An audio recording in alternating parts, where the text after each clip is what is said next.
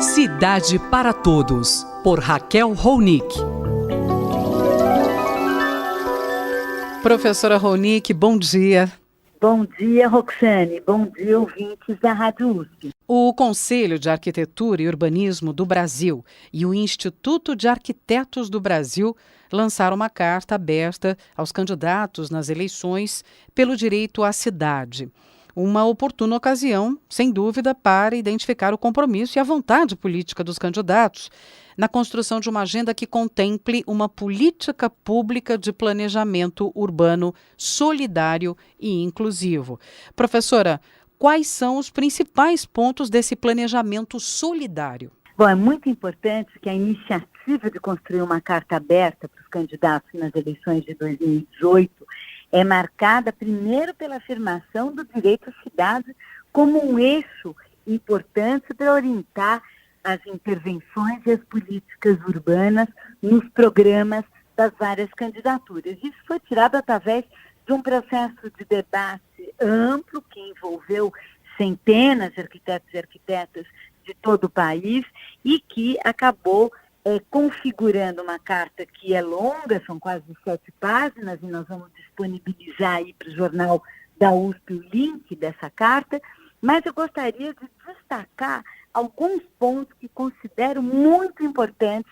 O primeiro deles, que acho que é bastante estruturador da carta, é essa ideia de um projeto nacional baseado na territorialização das políticas públicas.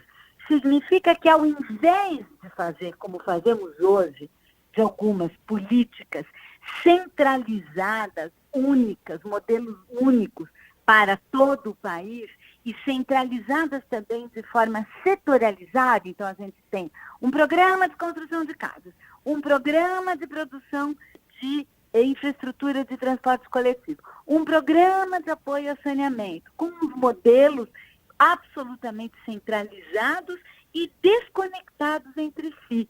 A proposta central da carta é que a gente tem que pensar uma política que seja descentralizada, pensando na especificidade, na diversidade de cada realidade e, ao mesmo tempo, pensando numa política integrada, onde as intervenções em moradia dialoguem com as intervenções em transporte, em saneamento, em outras dimensões da vida urbana, superando essa enorme fragmentação que marca a forma como o governo federal hoje se relaciona com a política urbana. Ao mesmo tempo, também a carta assinala que nós temos que avançar no sentido de uma melhor governança do território, porque a estrutura atual de município, estado, União é uma estrutura que também não considera, por exemplo, as realidades metropolitanas,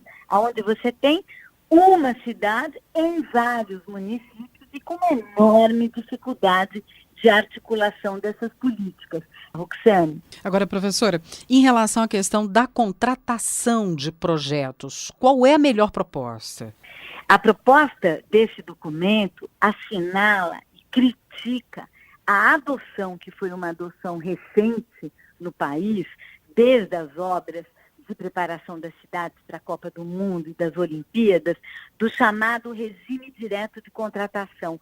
É você poder contratar a empreiteira para realizar a obra sem que um projeto detalhado tenha sido feito antes, ou seja, a própria empreiteira vai desenvolver o projeto.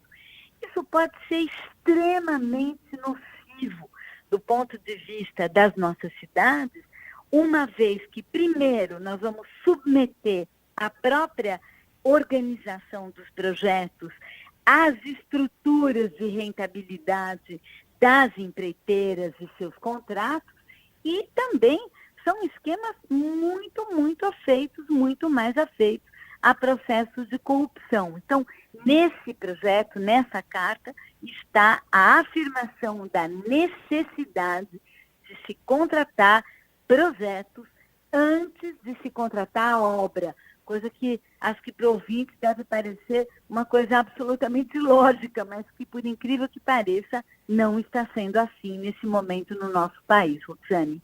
Eu, Roxane Ré, conversei com a professora Raquel Ronick, da Faculdade de Arquitetura e Urbanismo.